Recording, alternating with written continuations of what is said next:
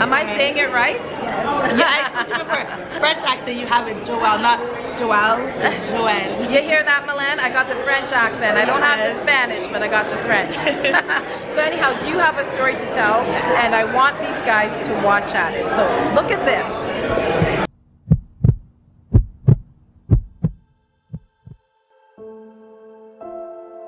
When I woke up that morning, I had no idea how I got into my bed.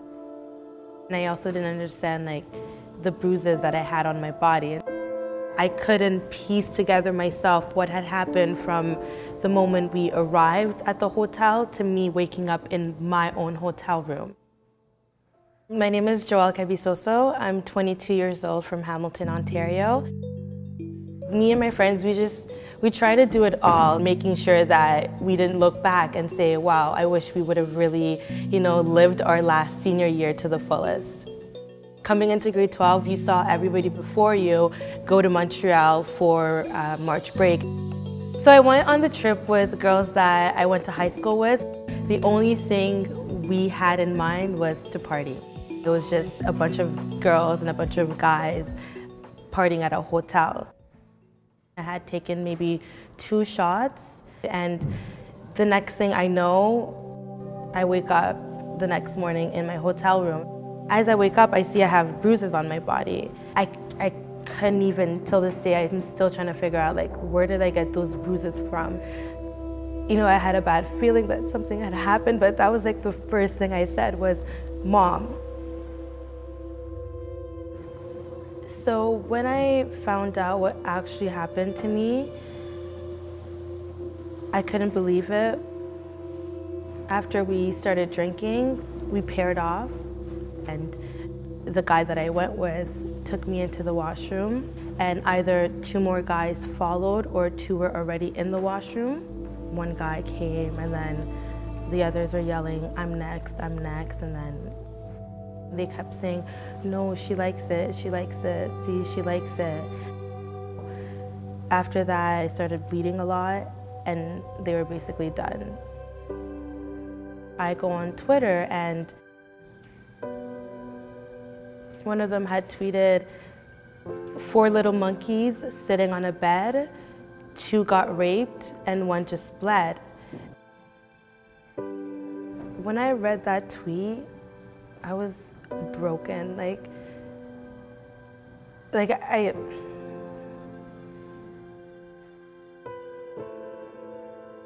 You're admitting to not only having hurt me, but to just violating my whole existence, really, and my personhood. And not only that, and there's all these racial slurs as well that's going into that tweet. And because I didn't have any memories, it broke me even further. At that point, that's where I felt like I lost all power. If I ever in my life had suicidal thoughts, it was that time. That same day, I called the police and I explained to them, I'm like, I think I might have been raped and I don't know what to do. And the detective basically told me, well, next time don't drink too much.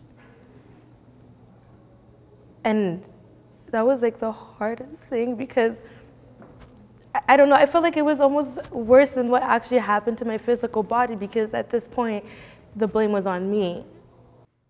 There was 1 black girl statement and 4 white guys.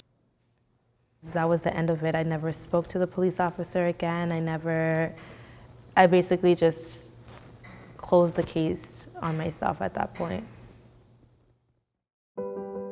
I didn't really start putting everything into perspective and start really wanting to heal until I reached my 2nd year of university.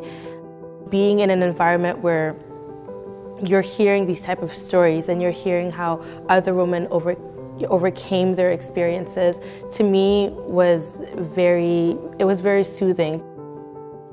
Today, I am working with Legal Aid Ontario, dealing with women who've experienced abuse or who've experienced sexual assaults.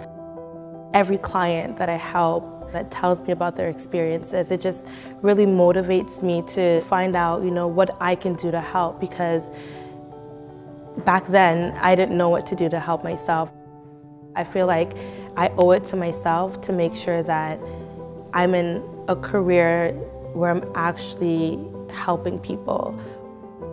Of course, at one point I felt like there was no hope for me, but now at a place where I am in my life, I'm just so much more, I'm just happier. I just have so many positive things that I want to see myself do and that I want to see happen in my life. I feel like once I took control of my life, everything fell into place. Did you know that there was a drug in your drink? I actually had no idea. Like, I didn't even know those type of things existed.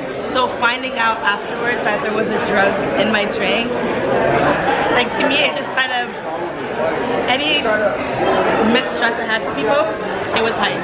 I was just like, now when I go out, if I'm not paying for my drink, nobody's paying for my drink. That is some good advice, and really and truly, I like to tell Milan, my daughter, and all the other young girls that when you're out there and you're getting a drink, if you leave it alone, don't go back. Do not go back to it. So I'm so happy that you had a great outcome and you overcame it. All right, so listen, we have Mehari here. I'm here. What's going on? Great, just having a good time at the Jordan Brand store, telling our stories. I'm from Windsor, Ontario. Just trying to make a change out there, Want to see the kids do good, want to see them make it, and just break the stereotype, right? Make it in life and just not go to jail and selling dope, things like that, So I just want to see young black youth from not just Windsor, Ontario, and all over, just, change their whole life. All right, so watch this, you guys. It's quite a story.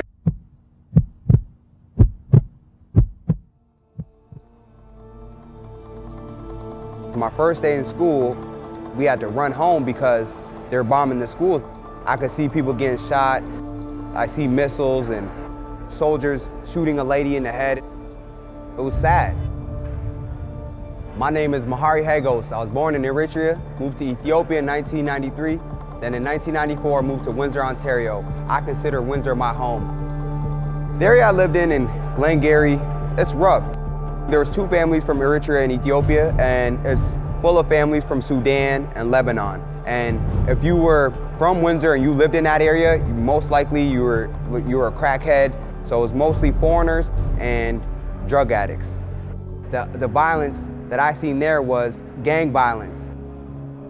And I'll still have trauma from seeing somebody get stabbed on the basketball court. And I have that trauma be seeing people get shot at and being scared to step out of my house because, something might go wrong. The violence I experienced in Ethiopia was due to war. I've seen people get shot. I've seen, things blown up, schools and hospitals and things like that. So the violence that I experienced coming to Windsor, this was the war between drug dealers and drug addicts. Growing up in my community, you had to fight. So when I was on a basketball team in the suburbs with all the suburban kids, a kid would say something wrong to me and I would fight him and beat him up. First thing I thought you had to do when somebody was talking junk or somebody was doing this was put your fist up and fight them. So I would get suspended from school all the time, which, affected my grades and I wasn't paying attention in class. It was just growing up in my neighborhood, that's how we thought everything went. And we realizing later that, it can affect you. You can get arrested for fighting and beating up somebody. You'll get a record and not be able to get a job. I always thought that everything had to be, result to violence. What changed for me was getting suspended from the team or getting suspended from the school, that I noticed that wasn't the path that I was trying to take. The role my family played is huge. My family always had my back and they always supported what I wanted to do. My siblings, they told me, you can be whoever you want, Mehari, you can, whatever you want to be, you can be, but you got to work hard. So my family, the role they played was the role of love. They loved me so much and they always showed me love and believed in me when nobody else believed in me. I've noticed that kids from my neighborhood were getting overlooked, and I've noticed that fitness would be my gateway to these kids and to teach them. I love fitness, and my goal is to get everybody fit, but I want to help the youth from my community, the young black youth. I want to help them change change their whole life. I started my program in 2008. My program runs 3 times a week for the young kids, and it's an after-school program. We help them with fitness, nutrition. We motivate them and tell them that, hey, work hard and this is what it takes. If you can work this hard in a fitness class, if you can do over 100 squats and 100 push-ups and lift these weights, you can do anything. Homework can't be that hard. There you go. Good job, boy. I started helping them with financial literacy. I started taking them on tours to universities, colleges. I invented a medicine ball, which was very successful. I have very successful boot camp classes that I run every day during the week. So during the day, I teach boot camp classes to all the social workers in the community.